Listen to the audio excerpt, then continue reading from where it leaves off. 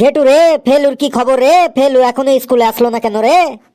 আমি জানি না, আমারে কিছু বলে নাই ও, হয়তো দেখ ঠিক চলে আসবে। এই সবাই চুপ, ম্যাডাম আসছে।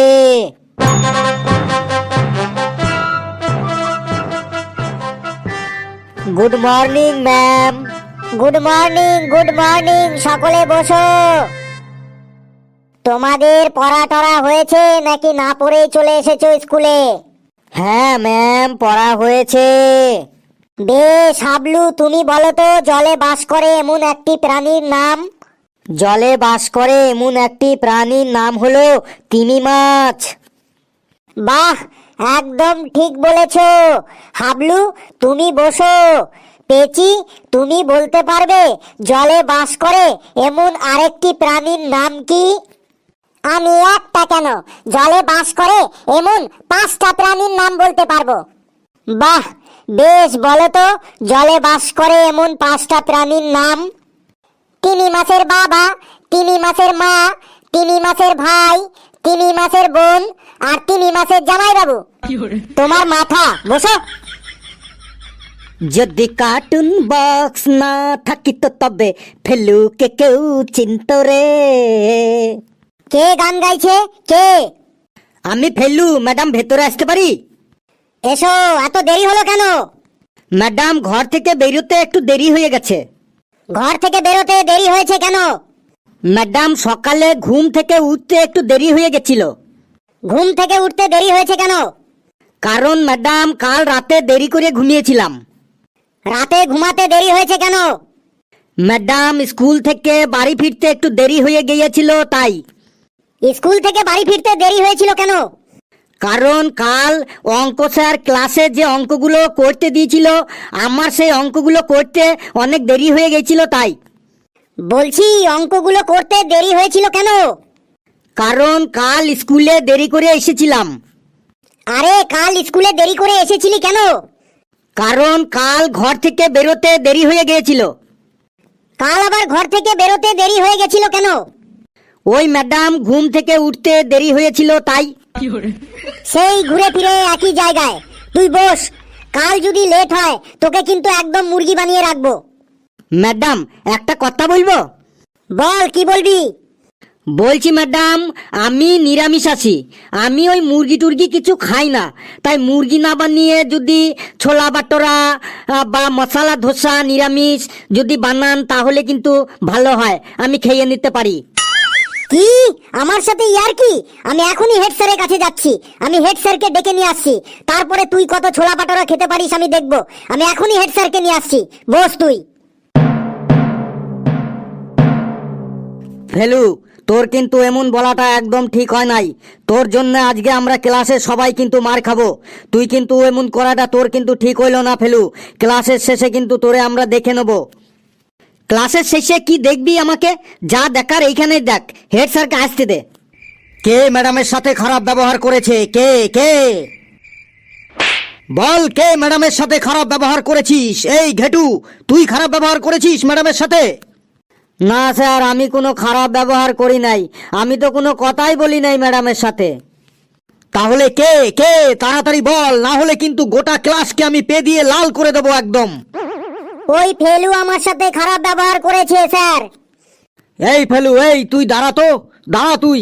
আমি থাকতে তুই ম্যাডামের সাথে খারাপ ব্যবহার করবি? আমি কি মরে গেছি নাকি? আজ তোর একদিন কি আমার একদিন। আজ মনে হয় ফেলুর 12টা বেজে গেল রে।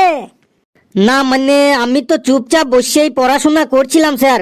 আমি পূজানিয়া ম্যাডামের সাথে কোনো খারাপ ব্যবহার করিনি তো স্যার। আপনি তো আমাকে ভালো করে চেনেন স্যার, আমি খারাপ ব্যবহার করতে পারি স্যার?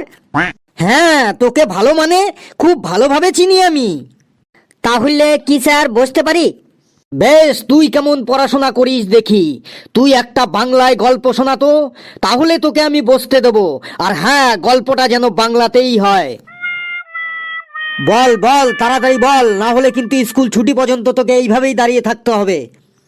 স্যার আমি সব গল্পই জানি। আমাদের স্কুলের টিচারদের, ছাত্রদের সবারই গল্প আমি জানি। কোন গল্প বলবো স্যার? টিচারদের, ছাত্রদের নিয়ে তোকে কোনো গল্প বলতে হবে না। তুই গল্প মানে নীতি গল্প, মানে একটা শিক্ষামূলক গল্প বল। স্যার আমি অনেক নীতি গল্প জানি। আপনি বলে দিন কোন নীতি গল্পটা বলবো। বেশ, তুই লোভী কুকুরের গল্পটা জানিস? তাহলে ওইটা শোনা। স্যার ওই গ্রেডি ডগের স্টোরিটা তো? আরে তুই আর ইংরেজিতে বলিস না, তুই বাংলাই বল। সেদিন তোর ইংরেজি শোনার পর ইংরেজি স্যার বাড়ি গিয়ে অসুস্থ হয়ে পড়েছে। তুই কি আমাকে অসুস্থ করতে চাস? তুই বাংলায় বল লোভী কুকুরের গল্প। বেশ স্যার, শোনাচ্ছি লোভী কুকুরের গল্প। একটি কুকুর ছিল, কুকুরটির খুব খিদে লেগেছিল। কুকুরটি নন ভেজিটেরিয়ান ছিল। আবার ইংরেজি? মানে কুকুরটি মিট আর মিটের টেংরি খেতে পছন্দ করত। টেংরি? মানে লেগ পিস স্যার। আবার ইংরেজি? ইংরেজি না, তুই ভালো করে বাংলাই বল। স্যার গল্পটা তো আমি বলছি, আমাকে আমার মতো বলতে দিন না। নে বল তুই। স্যার একটি কুকুর ছিল, কুকুরটির খুব খিদে লেগেছিল। কুকুরটি মিটের দোকানে গেল আর কুকুরটি মিটের দোকান থেকে চুরি করে একটি লেগ পিস মানে একটি টেংরি তুলে নিল। তারপর কুকুরটি ভাবলো যে লেগ পিস তো তুলে নিলাম, মার্কেটের চারিদিকে খুব গ্যাদারিং মানে ভিড় ভাট্টা, তাহলে এই মার্কেট থেকে দূরে নদীর ধারে একদম সাইলেন্ট জায়গা মানে নিরালা নির্ঝুম জায়গায় বসে খুব এনজয় করে খাবো। তারপর কুকুরটি লেগ পিসটি মুখে নিয়ে মার্কেট থেকে এক্সিট হয়ে গেল। এক্সিট মানে? মানে কুকুরটি বাজার থেকে বাইরে চলে গেল। বেশ বেশ, তারপর বল। তারপর কুকুরটি নদীর ধারে গিয়ে দাঁড়ালো। নদীর ধারে গিয়ে দাঁড়াতেই কুকুরটি তার ছায়া নদীর জলে দেখতে পেল। তার নিজের ছায়া দেখে ভাবলো আরেকটা কুকুরও মুখে একটা লেগ পিস মানে টেংরি নিয়ে তার সামনে দাঁড়িয়ে আছে বোধহয়। কুকুরটির তখন লোভ লেগে গেল। তখন সে ভাবলো তার সামনের কুকুরটার কাছ থেকে যদি লেগ পিসটা কেড়ে নিতে পারি তাইলে আমার দুটো লেগ পিস হয়ে যাবে, আর দুটো লেগ পিস হলে গার্লফ্রেন্ডকে ডেকে নেব। তারপর দুজনে দুটো লেগ পিস নদীর ধারে বসে খাবো আর এনজয় করব। এই ভেবে যেই কুকুরটি ঘেউ ঘেউ করল আর তার মুখের লেগ পিস মানে টেংরিটা নদীর জলে পড়ে গেল, কুকুরটি সব আনন্দই জলে চলে গেল। যা যা এতক্ষণ ভাবছিল সব জলে চলে গেল। বাহ ফেলু, তাহলে বল এই গল্পটি থেকে আমরা কি শিক্ষা পেতে পারি? স্যার এই গল্প থেকে এই শিক্ষা পেলাম যে চুরির মাল তাড়াতাড়ি হজম করা দরকার, এনজয়ের চক্করে বেশিক্ষণ ফেলে রাখতে নেই।